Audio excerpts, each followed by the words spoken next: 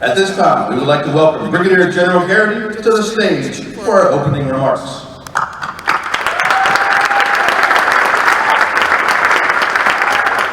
Thank you. Thanks, Jason and Derek, and thank you all of you for attending today, for taking some time out of your important work day to come to this catalyst of growth.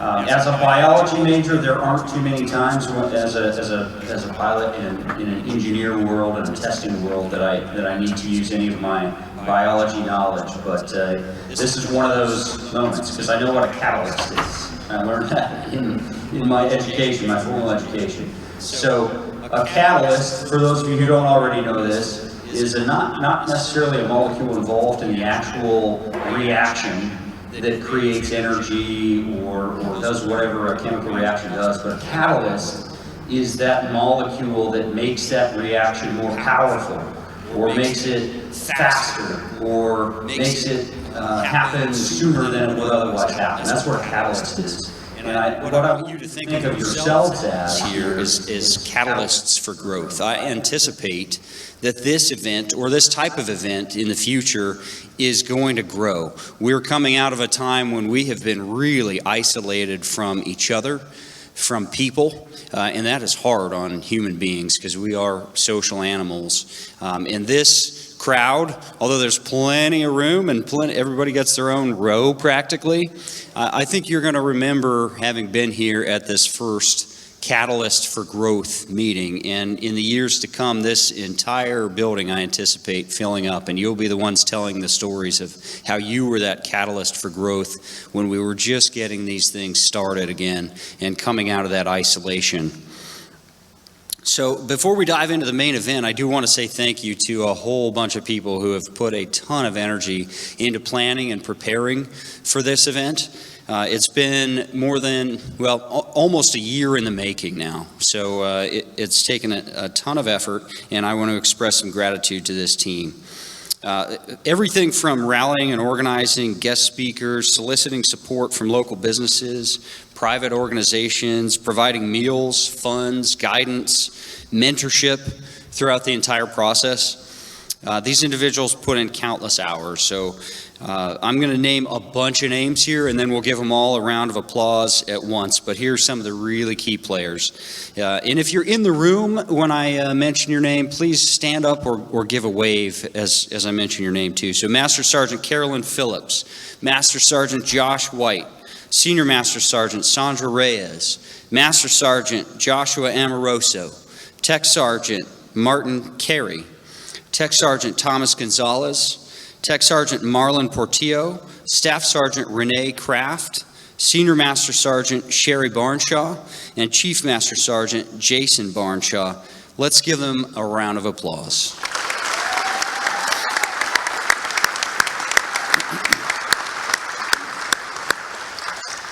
So today is centered on the theme of spectrum of resilience, and our guest speakers will deliver messages on various topics related to life and leadership, and they come from diverse backgrounds. They each bring a unique perspective, their own unique experiences and perspectives to the table. So we have an incredible lineup today, and I'll just name some of the people who are speaking today. We have the Chief Master Sergeant, we have the Senior Enlisted Leader from the United States Air Force Academy speaking to us today, out from Colorado, giving his unique perspective. We have Terry Fidanzak, the founder of Girl Power for Good Foundation, focusing on the power of teams. Coach Alejandro Ramos, founder of Lead Without Fear, speaking about organizations. Ashley Leppert, author of The Hurricane Within, who will be addressing the topic of wellness. Don Mac McPherson, founder of 12 Geniuses, who will be talking about coworkers and culture. And finally, Trey McGuire, founder and president of Every Warrior, who will be focusing on mental health. And like I mentioned, our foundation is the spectrum of resilience and how it relates to our personal growth and development. And it starts, of course, with self-care practices, It expands to include supportive opportunities and resources available to all of us. Some of those support agencies will be out in the lobby today, and I highly encourage you to interact with them during the breaks. Just get to know these people face to face rather than a number on the bottom of any PowerPoint screen or something like that. These are amazing people who have a tremendous skill set in helping people get through difficult times. The spectrum of resilience also includes support from friends and peers and support groups to frontline leaders and chaplains to clinical and medical health services on the other end of the spectrum. And there are a whole bundle of resources to help us strengthen our personal resilience skills and our team resilience skills. Self-care is the foundation of resilience, just like preventative maintenance on your car or the systems in your house are critical for keeping our vehicles and equipment running smoothly. It's the same thing for this biological human body, and we have to take the time to invest in ourselves, like in our well-being, the simple things, getting good sleep, getting good nutrition, getting good exercise, so that we're prepared to cope and deal with the stress and challenges when they arise. And they do arise. All of us know that. And I know, we all know, the temptation to skip those important things when things are getting really tight, or your time's getting tight, things are getting stressful. The temptation to just skip that workout, or drive through the fast food instead of eating a more nutritious, less tempting meal, perhaps, when those demands stack up.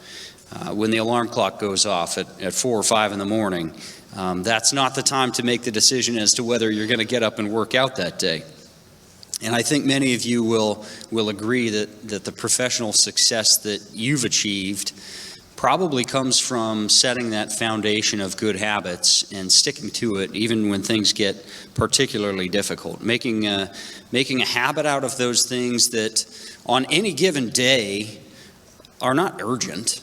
There's not any given day when you wake up and you really need to go run a few miles, or you really need to go do push-ups and sit-ups. That's almost never urgent. But over time, it might be the most important thing you do for your own well-being.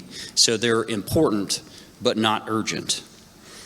Simple things like calling home in the middle of the day to check how your spouse is doing, how things are going at home or at work for them, just to make that connection, let them know they are on your mind all the time. That's one of the most important things I've done in my career, honestly. And when I was a young lieutenant in a fighter squadron trying to finish up a briefing and go execute a mission that I was pouring my mind and energy into, and I know that my wife had asked me, hey, just give me a call sometime during the day, any time of day, so we can chat and kind of catch up, and I'll let you know how my morning's going, how things are going with the kids. And I remember thinking that this is really challenging to try to squeeze that in, and I would like to skip it because I've got this super important mission. Well, guess what? 30 years later, none of those missions were as important as that habit of calling my wife every day and just checking in, see how things are going. Not that any one of those phone calls was super important or urgent either, but just to maintain that relationship over time was one of the most important things I've done in my career. Additionally, in each of our lives, crises are going to arrive, tragedies will occur, and we're going to need to reach out. We're going to need support. You've heard me say it before. In times of crisis, there's two things that people are going to do. They're either going to check out or they're going to reach out. And when I say check out, that can be any number of things. You might check out with drugs or alcohol. You might check out by shunning your friends and family, or locking yourself away, or just eating poorly, or binge eating, something like that. Those are forms of checking out. The healthy way to handle a crisis is to reach out. Talk to people about what's going on in your life. You're not the only one who's dealing with what you're dealing with. Other people have dealt with that before, and although it might feel inside you embarrassing or something you don't want to share, those of you who have gone through those moments and shared it, you know that it takes a burden off of your shoulders. It spreads that burden around, and it helps. People want to help too. They want to have that connection with you and help you carry your burdens. So reaching out for help is simple, and the support can be tailored to our specific needs and situations. So again, do take advantage of this entire day with the people who are here gathered together. Like Jason and Derek said, during these breaks, don't pull out your phone and catch up on the email. I know the temptation will be there, but talk to somebody here who you have not talked to before. Meet somebody who you haven't met. Go talk to our supporting agencies and meet somebody there. Make a connection. Grab a business card so that you can have a connection point that you can bring back to your unit. And the people who serve in those functions are gold. They are pure gold. And when you get to know them face to face, I think you'll get a sense for that too. And having that face to face connection is powerful, and you can bring that to your teammates back at work too.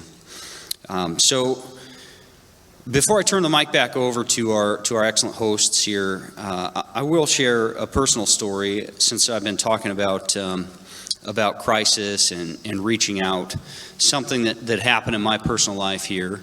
And I haven't told this story before in an audience like this. I've shared it with family, of course, because it's a burden that it's the type of burden that you don't want to carry around by yourself. This was last September on my oldest brother's birthday. My oldest brother is the same age of the Super Bowl. That's how I remember his age. So what is he now, 57? Is that what Super Bowl we just watched this past weekend? So it was my oldest brother's birthday. I come from a family with 5 siblings. I have 3 brothers and 1 sister. I'm the second youngest, so my older brother is 9 years older than I am. And on my oldest brother's 57th birthday, my next oldest brother, they both live out in Colorado, and my next oldest brother, on my oldest brother's birthday, tried to commit suicide.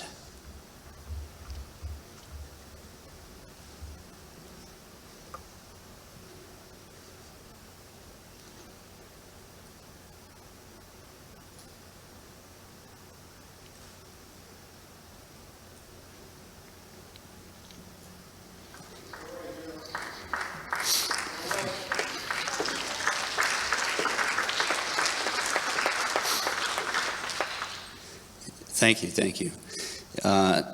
So I found out from a phone call from my mom, and what my mom and dad had found him on the floor of his bathroom.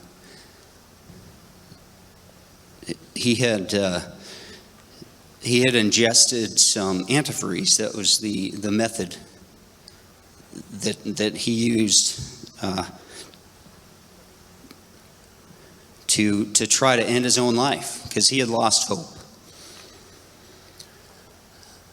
And he had lost hope because he had lost connection.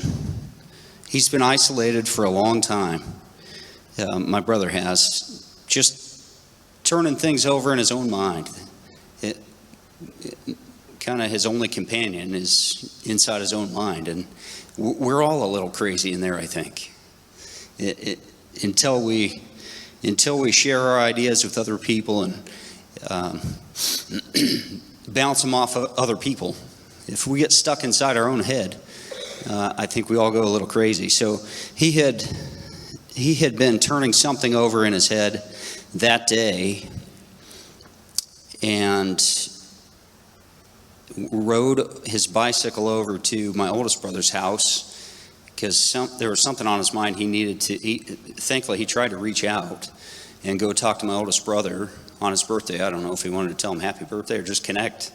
But my oldest brother was out of the house. He was doing something else. And my second oldest brother, who tried to kill himself that night, He doesn't use cell phones. Like he's isolated, and he will not talk to people. That he thinks that's he thinks he's a very independent person.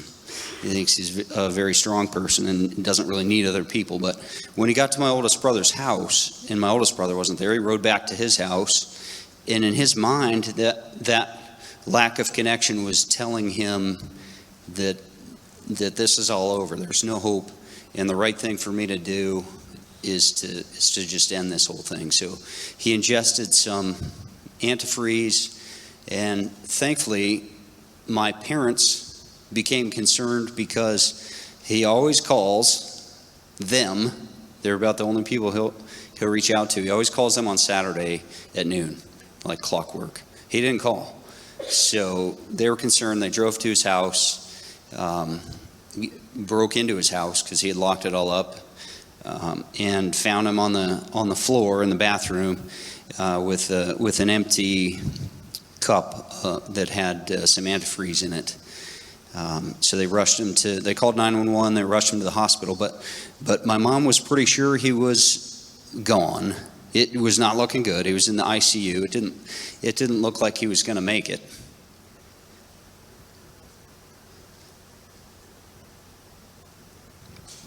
And that was super hard.